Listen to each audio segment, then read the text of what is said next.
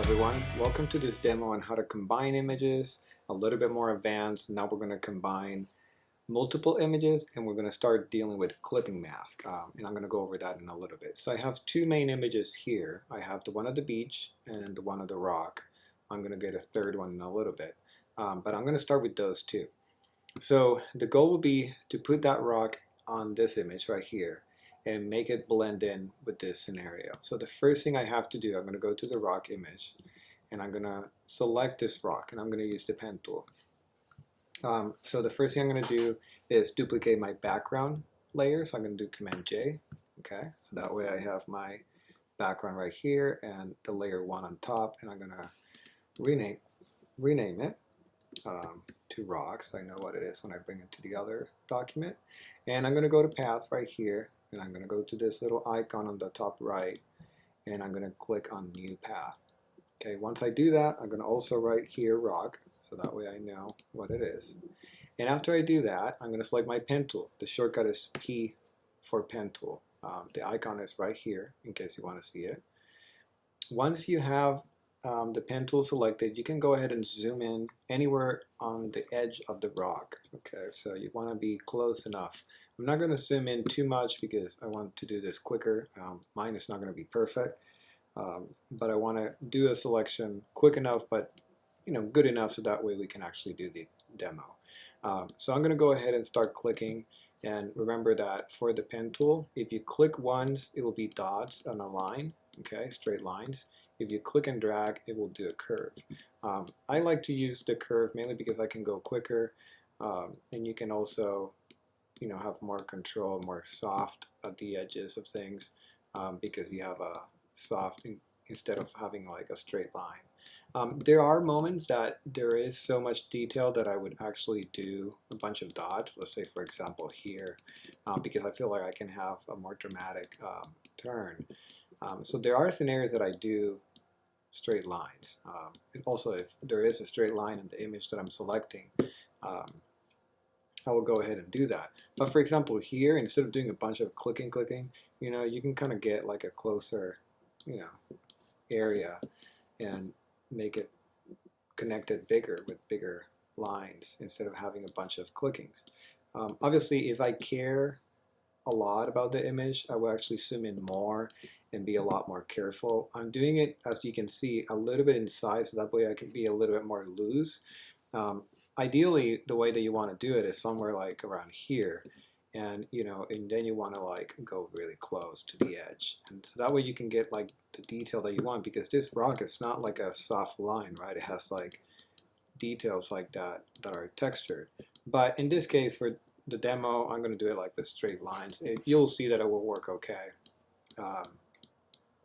Now, this is the part that I am going to talk about real quick, is this area here. Now, if you were going to use any of the automatic tools like the quick select or the magic wand or the magnetic lasso tool, any of those tools here will be an issue because it's so dark that it has no contrast to define the area and attach it. So it's going to start going crazy. So that's one of the reasons why the pen tool here does a better job, because you're in control where it will go. And usually you want to make an assessment, right? Like looking at this area, it seems like the line probably will follow somewhere here. Now you can see with your eyes, but if you try to do one of those automatic selection tools, it will have trouble. It will not be a smooth line or straight. It will start doing crazy stuff. So for this reason, I picked a pen tool here. Besides the capability of going back and picking the feather that I want and all that. And you can see I didn't do it perfect here. If I was gonna be really meticulous, I would actually go in and do a good job. But for this, I'm just gonna go quick, so that way you can have a quicker idea without losing too much time looking at this demo, so you can actually try it yourself. So again, you want to be a little bit more zoomed in and be a little bit more careful than what I'm being right now. And I'm going to overemphasize this because I already did, but remember that when you're doing the selection, you don't want to be right at the edge or selecting any of the blue. It's actually better to be a little bit inside so you don't end up with this halo of the sky. Okay, so that's very important that you always do it a little bit inside it will save you a lot of headaches trying to go with the brush and the mask, trying to fix that later on. So it's better that you do it this way. Okay. Now we're getting closer to our area. So it didn't take that long, you know, and I think it's worth it even if it takes a little bit longer initially to do the selection with the pen tool. But you can have so much capability of manipulating this selection later on and going back to it if you need to, that no other tool will give you. So it will actually be more work on the long run trying to fix something that you could have prevented it if you would have done it right. Okay, we're almost there. You see, right when you're getting to the end, that's when you get like really anxious and you want to go quicker to finish. But there we go. We got it. Okay, so as soon as you close that path, you will see that the rock will be visible here. Okay, so you should see it like you see this right here. Right now, you can see that it's a big, you know, symbol white where the rock is. So if you don't see that, something went wrong. You didn't close the path. Okay. So now that I have that, I have my rock selected. I'm going to go here to the menu, and I'm going to make selection. This is a part that's important because you have to have some feather, and that is basically how soft the edge is going to be. I'm going to put let's put 1 right for now. I think that should be good enough. Usually I use between 1 and 2 for selections like this. It depends on the file size, but I think for this one it might be fine with 1. So once I do that, I'm going to go here again to the layers. I'm going to click on the layers because we were on path. I'm going to click on the layer right here. And I have my rock that, remember that we did a copy first. And the reason is because now this selection, I'm going to transform it into a mask. And you were not going to be able to do that if you had it on the background. Okay. There are ways to get around, but it's easier if you get in the habit of doing it this way. So once you do that, you can click on the mask. And as soon as you do that, you will see that automatically it basically covers that background. Okay, you don't see it right away because you still have a copy underneath, but if I hide this right here, boom, there you go. You see it perfectly. Okay, so this is the image that we're going to bring to that other document. So I'm going to go ahead and click on the move tool, so it's selected, and I'm going to go ahead and click and drag it up and then bring it down to this one. It's going to give you like a message right now because the color profiles are not the same, but for me it doesn't matter because this is just a demo. So I'm going to go like that, and you'll see right away a big difference. The color of this image is actually red and the other one is not red, so you have to fix that. And another thing that you have to start taking into consideration when you're combining images is where is the direction of the light source coming from. So if you see this image, even though there's not a direct sunlight anywhere here, there is the sky on the left side. And this rock right here, you can tell that this left side is brighter than this area. And in this rock that I brought up, it's actually the opposite. Okay, so the first thing you have to do is press Command T. Okay, and you're gonna right click inside the image, and it's on a PC will be Alt. Okay, or you can just right click it. On a Mac, you basically have to hold Control and click, and then you have this menu. And once you get this menu at the bottom right here, it says flip horizontal, and then you end up with the image how you want it, and then you double click. Now I probably want it smaller too, so I might go back to that free transform, so I can put it somewhere here. So I'm going to do Command T. You could have done it on the same transformation. And you scale it down. If you go on the outside corner, you can also rotate it. So I'm going to try to fix it somewhere around here. Let's maybe make it a little bit smaller. I think that's a good area to put the rock. Now, there are a couple of things that we still have to fix. The exposure of this rock is different at this location, and the color is different. So that's where we're going to start introducing the clipping mask. If I were going to come here to my curves, let's say, and I click here, and I try to make this darker, everything will get darker, right? Because the curves is above the rock and it's above the beige layer right here in the background. So that's what happens when you have an adjustment on top of multiple images. It will affect everything underneath, okay? So what we need to do now is do a clipping mask. So basically this layer right here only affects the rock without affecting the background image, okay? And to do that, you're gonna hold Option or Alt in a PC, and you put the cursor in between the two layers. I'm not clicking anything. I'm just putting it there until that icon appears, and then you click. Once you do that, this adjustment layer right here with this little icon of an arrow is telling you that it's only affecting this layer right underneath. Okay, so now if I go here and I play with this, you can see that it's only doing the rock. Okay, it's not doing the background anymore.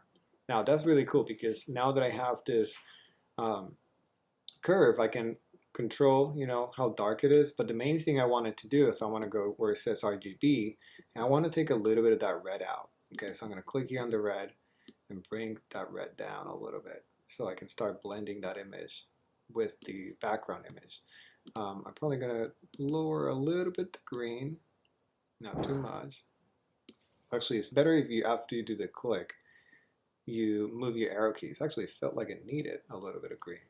And then I'm going to go to blue and see how that affects to see if I need more yellow. That's starting to look better. It's a little bit brighter still. So that's going to be my color. Okay, so I'm going to go back to RGB, and I'm actually going to delete this dot because I want this layer that is the curve to only affect the color. Okay, so that's one thing I'm going to do right now for this layer. I'm going to make another one just to control the exposure. So I'm going to change this to color. Okay, and now this layer right here is mainly affecting that for the color. Okay, one thing that I usually do, I change the blending mode of the layer to color also, but I'm not going to get ahead of that because we haven't covered blending modes. But I want to start getting you guys in the habit of separating the adjustments of what you're doing into separate adjustments layers. So right now I have one for color, and now I'm going to make another one just for the exposure of this. And I have to do the same thing. I have to hold Option and click here so it doesn't affect the bottom one. And now that I click on here, I can actually make this darker. Okay. So I'm going to go there. You have to fine tune it to see where it looks the best. I feel like I have to go back to the color, and I think it needs less red. Let's try that.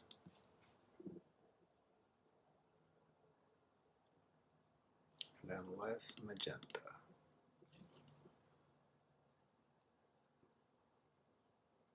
I think somewhere around there. It doesn't have to be perfect for the demo, but I want to show you the before and after. So that's how it was before, right? And this is how it looks now. Now it looks like it's fitting, right? But there's something missing. Now we're going to do a shadow, okay? There are different ways of doing shadow. I'm going to tell you just the way that it works for me because I have more control. So I'm going to go over that one. There are other ways of doing it, but I feel like this one is the one that I have the most control and I can manipulate it in any way I want, which can be really helpful. So what I'm going to do now is add a shadow right here to the rock because right now it looks like it's levitating, right? It doesn't look like the rock is basically, on the ground. It's too bright on the bottom here, and this is too dark. So we have something to our advantage. I'm going to pull the layers out so we can see what we're doing clearly. I'm going to hide this. Let's make this a little bit bigger. Okay, so right now you have the background layer of the beach scene. You have the rock that has a mask and the two layers. Now, if you notice, this rock right here, okay, I'm going to zoom in a little bit. The rock right there has a mask and the image. The image is the original image, okay?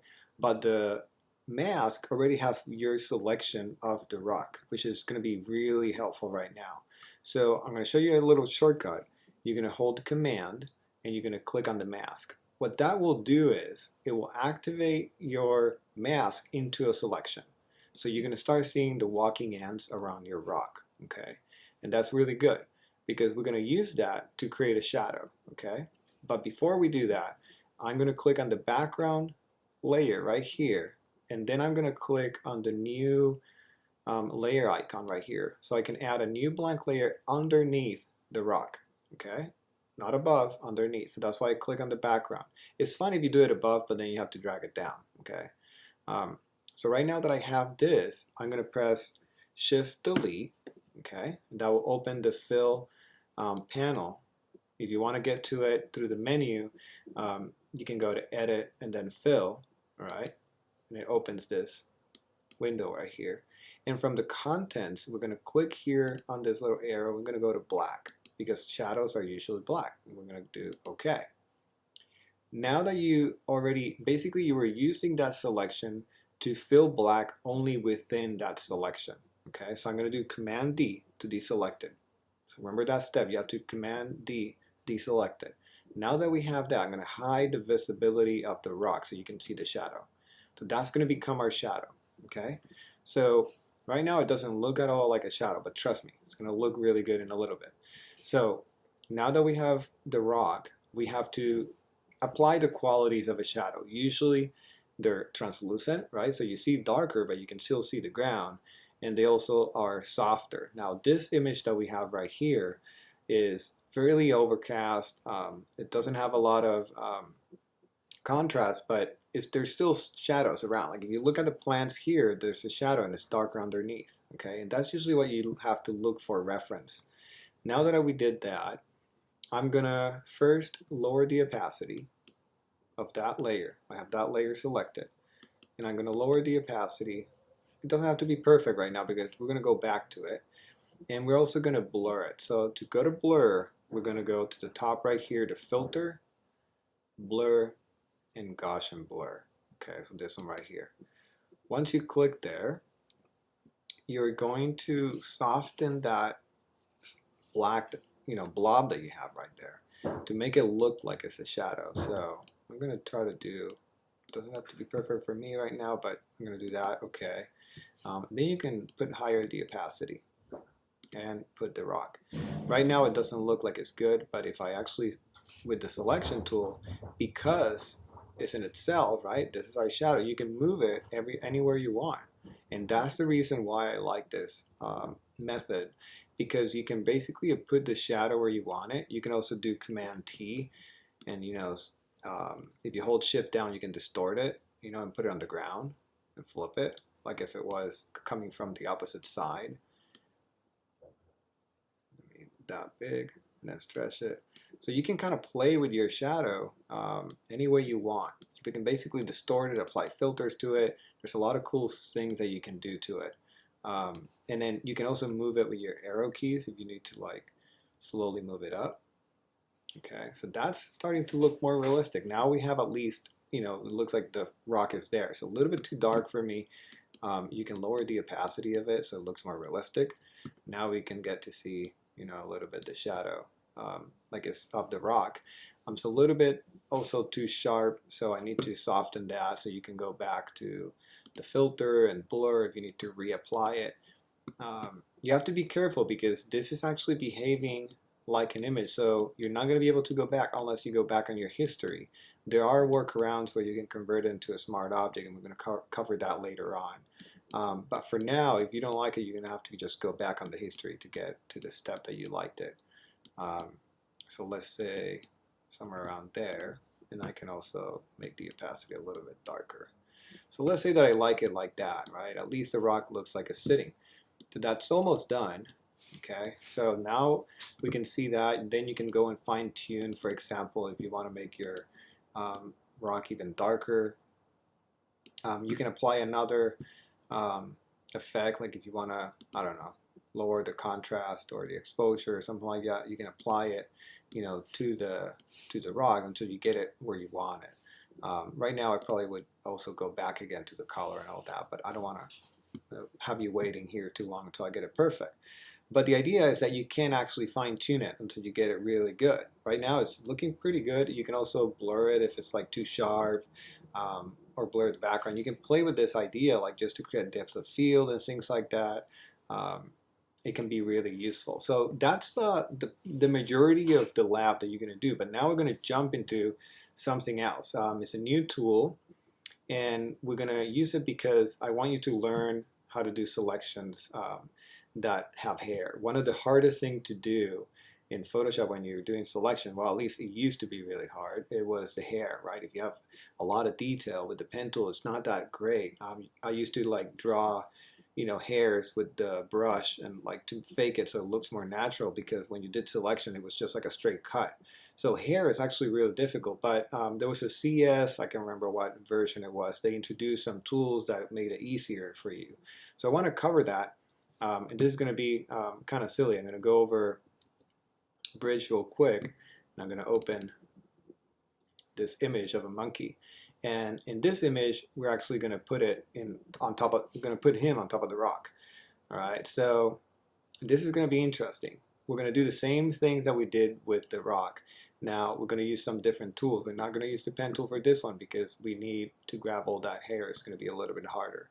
So I'm going to drag this layer to make a copy, or you can just press Command J, either way. And now that I have that, I'm going to select the Quick Select tool. And the shortcut is W. And it's right here. It looks like a brush, but it's not the brush. There's actually three tools that look like a brush, but you want this one right here, the fourth one down. Okay. So once you have that tool, it's like the brush in the sense that you can make it bigger with the right bracket key or make it smaller with the left bracket key. We went over this tool already in a tutorial, but I wanted to remind you. And you're basically going to select the monkey. It's really easy to do because the background is pretty blurry. It won't give you a lot of hard time. And if you do, remember that if you hold Option, you can subtract areas. So for example, here, I think that's part of the tree. Let me zoom in, see what is that. Okay, so this is part of the tree. So I need to make this smaller, Option, and undo that part because I don't need that.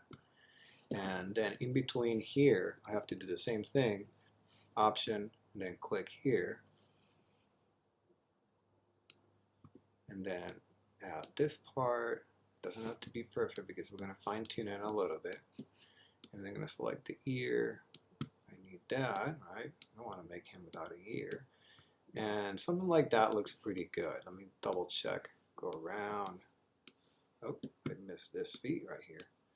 There we go. Okay, so that looks pretty good. All right. So there we go. So now that we have our selection, I'm going to zoom out. I'm going to add a mask. Same that we did before. I'm going to go right here to this little icon. Okay, I'm going to click there. Now that I have my mask, you're going to see what you have. It looks ugly, right? Not good. But if you double click on the mask, okay, it's going to open this menu that you have right here. And let me go back so you can see a couple of options of doing this. You can click here under properties. When you click on the mask, if you click once, you'll see this that says select a mask. That's one way of doing it, or you can just double click on the mask. So on the properties, you can go here to select a mask. Once you're in here, I want you to do some changes before you actually start painting around. And these changes, whoa, Command 0. Okay. Those changes are going to help you make a better selection. So what you're going to do is, you're going to go here to this little menu, and you're going to say on black, okay, right here. Let me highlight it for you. So right here, okay. So you pick that, okay, and then you're going to go here, and this opacity is going to allow you to kind of like make it darker or brighter, okay. I usually go like this so I can see it well all the way, and I'll zoom in so you can see what we're going to do. Basically what we're going to do is, let me hide the selection right here. We're going to select this tool right here, the one on the second one from the top bottom. It looks like a brush and it has like some hair. That's the tool what we're going to use, okay? And what we're going to do is we're going to paint around the edges. I haven't painted yet, but it's really important to understand how big you need your brush, okay? So I'm going to make the brush about that big. You imagine like if you had hair above the monkey's head, like how long would it be? And you want half of that size. So I think somewhere around here would be good enough. You can go a little bit bigger. We're gonna play and see how it looks. And the only thing you have to do is start painting on it, and boom, look at that, it's magic. Oh my gosh, so much easier. I remember how hard this used to be to grab texture like that. You have to paint it yourself, but this looks pretty good. Now in areas like this, like ear that you want to make it smaller. So there are some areas that you want this to be a little smaller. Here, maybe he doesn't have hair, so maybe I won't do it there. But then here we can go back to a bigger brush. And you have to go around, you know, so you get a nice selection. But look at that. Look at that. That's amazing. Let's zoom in. So that makes your life a lot easier. So for example, if it's a portrait, somebody that has like, hair on the, sticking up and you're worried about it, oh my God, there's going to be so much work. With this, you realize that it's not. It's pretty easy. Now, there are areas that it will do, sloppy jobs and you might have to go and fine tune it if you really care about the project. So if you do any mistake like that, you can undo it by pressing Option and subtracting it. Okay, it's similar to the other tools that we have used. If you have the normal tool is adding, but if I by accident go here, I can do Option and paint it. Okay, so I can undo something by going with Option and painting on it. So that will be helpful in this area right here. I'm actually going to go quicker even if it does a mistake because I don't want you guys to be looking at this forever. But this area I actually don't need it because I'm going to put it probably behind the rock. Maybe, oh no, yeah, that won't work that well there. Maybe this area, I'm going to start doing it again here. Because the other area I'm going to put it behind the rock. You'll see in a little bit. Let's zoom out and go quicker. Yeah. Okay, so that didn't work well, so I'm going to do Option, subtract that, and try to see if I can get it. Or you can redo it a couple times. Seems like there he got like a hole almost. Option, and undo this a little bit. That looks a little better. Yeah, not being too cautious. You're going to have to play with it depending on the size. Like if it's doing weird stuff like that, the best way that I found is like make it smaller and then go closer. So that way it doesn't do anything. You see now that looks a little bit better. But we need to finish today, so let's do this. Okay, here I will go smaller like that because it's near the eye and I don't want to ruin that. And then here I can start going a little bit bigger again. Now, it doesn't have to be 100% perfect here because we're looking at it against a black background. So things will stand out more here. Oh, look at that. That's pretty cool right there. Okay, things will stand out a lot more here than when we put him on the other image. So if you actually step back, look at that selection. That looks pretty good. There are a couple of areas here and there that I would probably like fine tune a little bit. Going back and redoing it, changing the size, see if there's, you can also play with the sliders, the edge, the smart radius, I usually use that too. But even the basic way of doing it that I just did, without even smart radius, it worked pretty good. But these are things that you can play with. If you can find, what it's doing and be like, okay, I need that. No, you can go through these options right here. But for now, this is just a basic introduction. We're not going to even go play with that because I just want you to combine it with the other image and give you a small introduction into this. So after I do that, I'm going to press OK. And basically it apply that and look how it looks. It looks pretty good. Now that I have that, I'm going to bring him onto the other image. I'm going to select my move tool all the way over here. And I'm going to select him and drag him to the beach one right here. Okay. Oh, because it's within this, that's a good accident that I can teach you. Right now when I dragged him in and put him in between these ones and they're attached, so I have to actually get him out of there. You see, because it was within the clipping mask. So right now you can see it. So if you don't see it by any chance, it's because probably you put it within the clipping mask that you had. And you actually want it behind the rock anyway, because we're going to put him on the rock right here. And I'm going to do Command T, scale him a little bit smaller.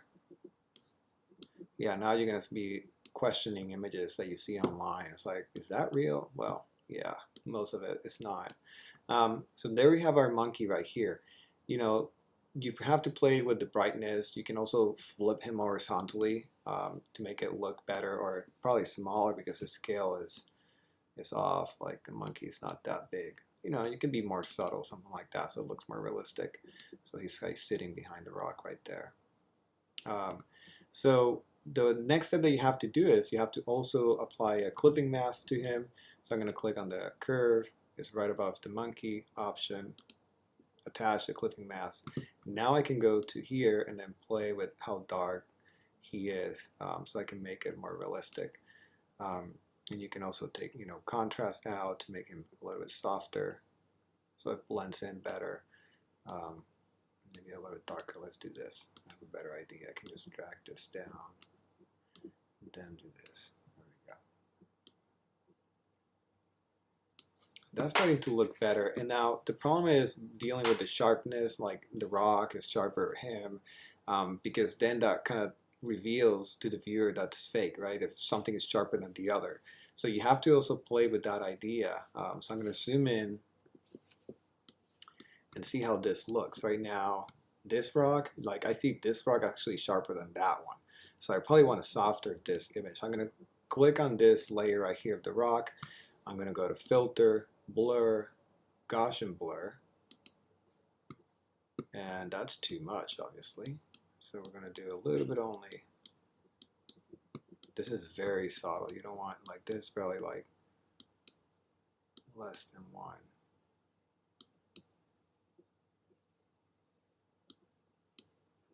That's starting to look a little bit better. I'm going to press OK. I'm probably going to do the same with the monkey, because I think both of them are so sharp because they were like zoomed in on an image and they were really sharp. And this other image is kind of soft because it was overcast and all that. So you have to kind of compensate for that. So blur, Gaussian blur, and I'm going to do the same thing with the monkey. That actually doesn't look that bad. It's the same amount.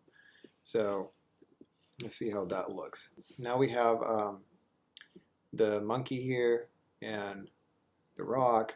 We have the shadow. So there's a lot of new things that we introduced. We introduced the clipping mask. That's one of the main things that I want to cover with this lab, is make sure that you learn how to do the clipping mask. Okay, so you hold Option and you click. There is another way of doing it. I want to show you before we leave. That way you can get to it in a different way. But when you have the adjustment panel open, and if you click on any of these while holding Option, let's say if I do the curve and I hold Option and I click on it, this menu is going to come up, okay? And right here it says use previous layer to create clipping mask. If you have that check, how it was beforehand, that will create a clipping mask. So if I press OK, and then boom, it has a clipping mask. So that's another way of doing it, which I think it helps. Sometimes if you know that you're going to do a clipping mask before applying the curve, you can just do Option, click here, and then that will come up. So that will be really useful too. So that's one thing I wanted you to learn how to do. The other thing is how to do the shadow.